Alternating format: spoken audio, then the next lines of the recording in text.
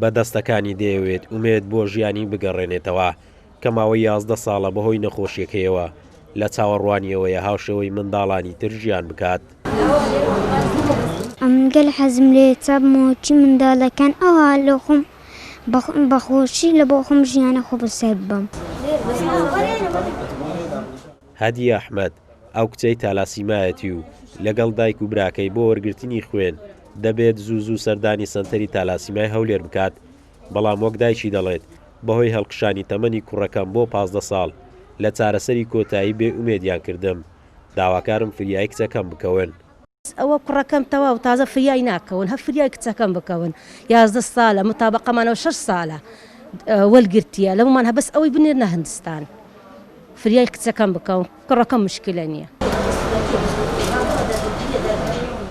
ماوەی دەمانگ دەبێت دەرزی دیسفرال نییە بۆ توشبوانی تالاسیمای هەولێر و پشتگوێ خستنی بەشێک لە چارەسەریە پزیشکیەکانیش یەکێکی تری گرفتەکانی توشبوانی تالاسیمایە لەو شارە.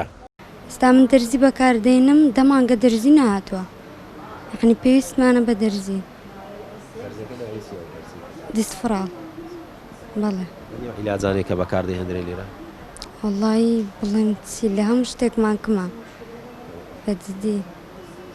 ماوەی چەند دەبێ ئەو نەخۆشیەت هەیەت و 15 ساڵە. بڵێ حەز دەکەی وەکو خەڵکیتی ئاسایی چاک بیەوە؟ وەڵا زۆریش.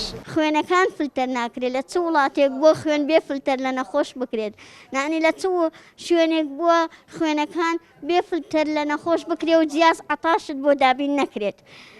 جیاز عەتای کە لە کاتی خوێن وەرگتن بەکاردێت 10 مانگە نزیکەی 10 مانگە زیاتریشە دەرزی دیسفرال لە سەنتەری تالاسیمیان نییە.